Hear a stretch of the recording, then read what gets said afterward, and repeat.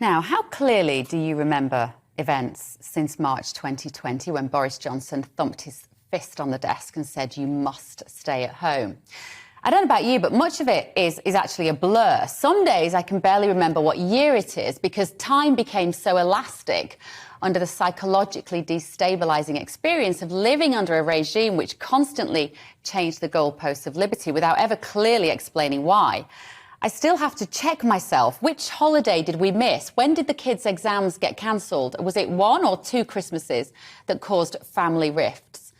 Which is why we really need, an official inquiry which turns every decision that was made under the auspices of controlling an airborne virus through a 360-degree analysis.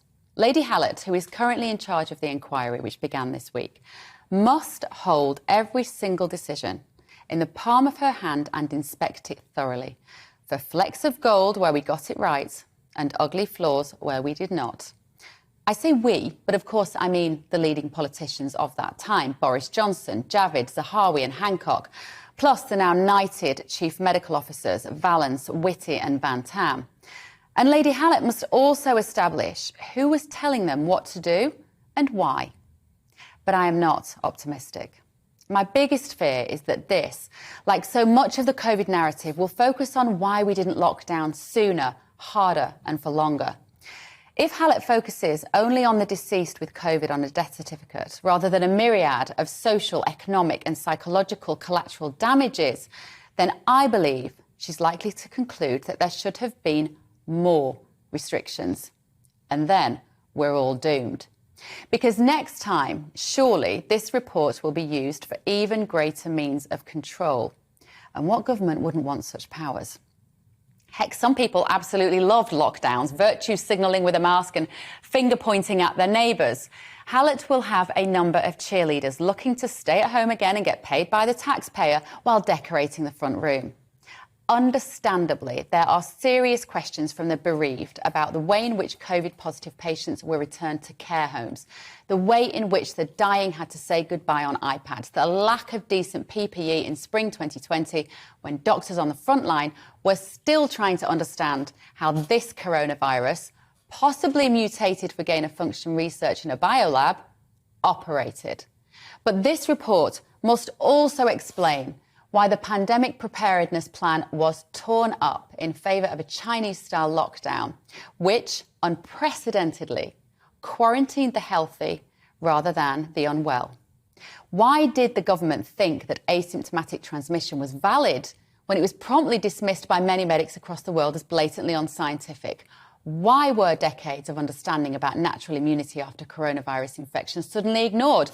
Why did the government rely on wildly inaccurate and unscientific modelling patterns to decide policy when other infectious disease specialists were screaming into the abyss that they were incorrect? I have more. Why did the system suddenly record any death within 28 days of a positive test as a COVID victim, regardless of whether that person died from the multiple internal inflammatory effects of COVID or in a car crash? It made no sense, unless somebody, who, wanted the figures artificially inflated? Who decreed that healthy children needed to be kept away from school with all of the damage that that entailed, instead of implementing targeted protection of the elderly? Who decided it would be a good idea to get GPs to phone people with pre-existing conditions, like my own mother, to ask if they would sign a do not resuscitate order? My mum was sitting at the kitchen table eating a sandwich at the time and told the GP that wasn't currently on her to-do list. But the shock of certain impending doom on a 74-year-old woman was distressing, to say the least. These insane decisions, which nobody was freely allowed to discuss, never mind question, were rooted where? In what financial quagmire did the tendrils of these pronouncements lie? Who benefited?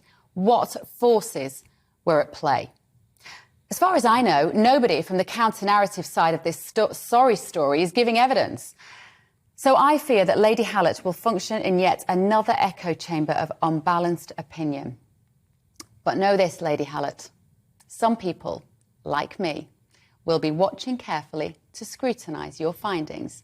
You know where we are. Get in touch. We would love to help.